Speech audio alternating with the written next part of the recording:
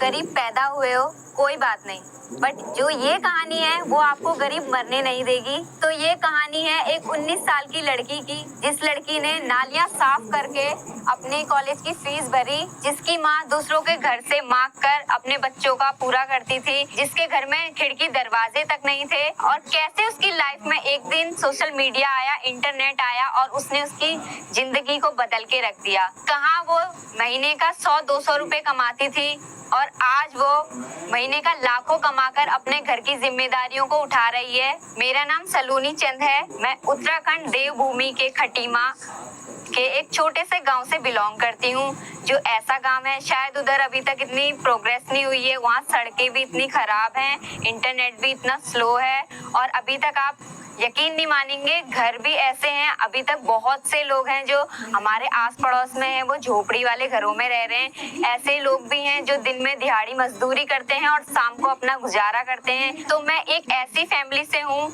जो एक middle class भी नहीं, एक पुअर फैमिली है, जहाँ मेरे पापा पहले जॉब करते थे, बट अचानक से बीच में इतनी हालत खराब हो गई उनकी कि शायद एक टाइम तो ऐसा हो गया था कि उनका बचना मुश्किल था। जब मेरे पापा की तबीयत बहुत खराब हो गई थी तो मेरे जब 12th में मेरे फीस भरने के लिए पैसे नहीं थे, तो मेरे जो नाना जी हैं उनने थोड़ा सपोर्ट किया। पहले तो मेरी मम्मी ने हमारे जितने रिश्तेदार थे उनसे मांगा कि आपके पास अगर थोड़ा पैसा है, मेरी बेटी की फीस भरनी है, आप दे सकते हैं तो दे दीजिए। बट हमारे रिश्तेदारों ने उस टाइम हमें सपोर्ट नहीं करा, क्योंकि उन्हें पता था कि इसकी मम्मी, अब इसके पापा तो जॉब करते नहीं है, इसकी मम्मी हमें लौटा नहीं पाएगी पैसे। फिर जैसे तैसे मैंने 12 पास किया। मैं एक लड़की हूँ तो मेरा बाहर जाना थोड़ा मुश्किल होता है, क्योंकि हम इस एरिया से बिलोंग करते हैं कि लड़की का जॉब करना थोड़ा अजीब माना जाता है।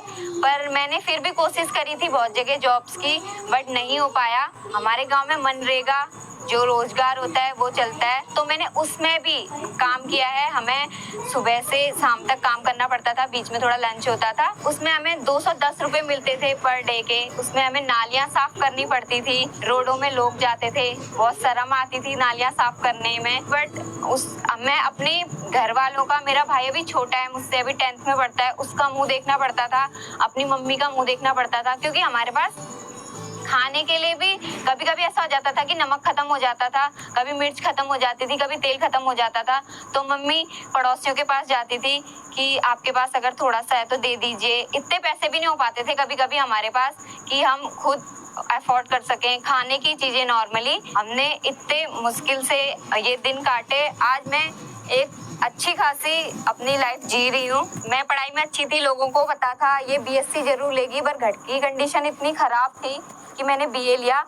तो एक दिन मेरी क्लासमेट ही थी, मेरी दोस्त, और उसका मैसेज आया, बोला तूने क्या लिया है? मैंने कहा मैंने बीए लिया है। उसने बोला नहीं, तू मजाक कर रही है।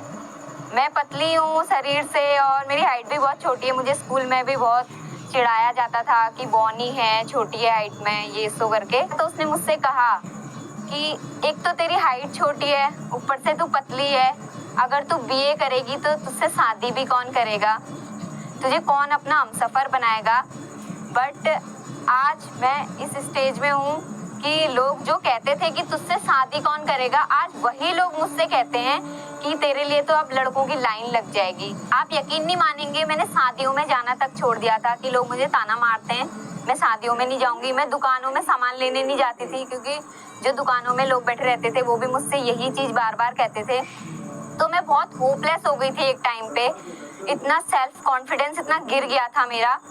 फिर मैंने एक दिन सोचा कि नहीं, गरीब पैदा तो हो गए हैं बट कभी गरीब मरना नहीं है। ऐसा लाइफ में कुछ करना है। जिन्होंने आज मुझे ताने दिए हैं, जो आज मेरे को गालियां देते हैं, वो मेरे लिए तालियां बजाएं। मेरा नालियों से, गालियों से, तालियों तक का सफर करना है, मुझे ये तय करना है, ये मैंने मन में सोच लिया था। फिर मैंने सिलाई सीखी, मैंने सिलाई करी। मैं 110 रुपए में सूट सिला करती थी। ऐसा नहीं होता था कि रोज कपड़े आ रहे हैं सिलने के लिए, महीने में एक आध आते थे, तो सोच लीजिए आप 100-200 रुपए बन पाते थे मेरे। फिर मैंने बोला कोई बात नहीं, यहाँ हार नहीं मानते, कुछ और ट्राई करते हैं। फिर मैंने बच्चों को कोचिंग पढ़ाना स्टार्ट किया। मैंने 150 रुपए में कोचिंग पढ़ाना स्टार्ट किया। बट वो भी लोगों को ज़्यादा लगता था। फिर मैंने बोला ऐसा कुछ तो करना है कि मेरी लाइफ चेंज हो जाए।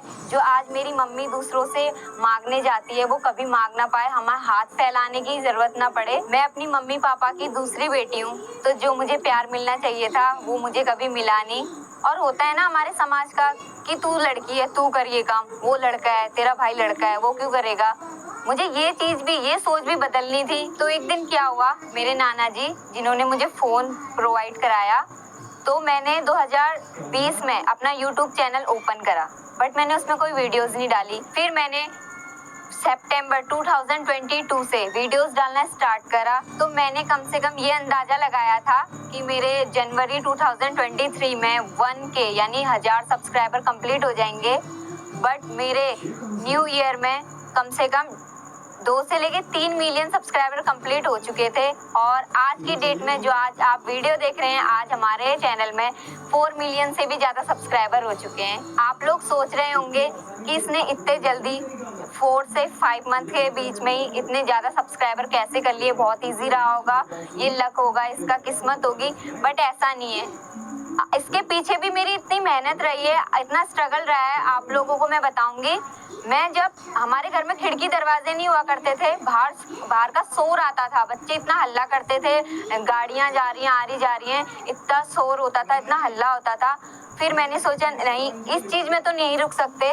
फिर मैंने अलमारी के पीछे और अलमारी के अंदर मुंह डाल के भी रिकॉर्ड करना स्टार्ट किया कि बाहर की नॉइस मेरे मोबाइल में ना आए, मैं वॉइस रिकॉर्ड करूं तो आवाज़ ना आए। और मेरे इसके पीछे बहुत रिसर्च भी रही है। मैंने कम से कम 1 से 1.5 महीना रिसर्च किया कि कैसे वीडियोस अपलोड करें, क्या टाइटल रखना चाहिए, ऐसा क्या करें कि जिससे हमारा चैनल बहुत जल्दी ग्रो हो। और बहुत से लोग इस बीच मुझे ताना भी देते थे, हाँ थोड़े दिन का है तेरा, थोड़े दिन वीडियोस बनाएगी फिर बंद कर देगी चैनल। सब ऐसा ही करते हैं, चैनल तो सब स्टार्ट कर लेते हैं बट आखिर तक कोई नहीं पहुंच पाता है, ऐसा मुझे ताना भी बहुत से लोग मारा करते थे। तो यूट्यूब ने मेरी जिंदगी को ऐसा बदल दिया, मतलब मानिए इतना बदल दिया है कि जहां मुझे 100-150 रुपए में सिलाई करनी पड़ती थी, बच्चों को कोचिंग कराना पड़ता था, आज मैं महीने का लाखों कमा रही हूँ।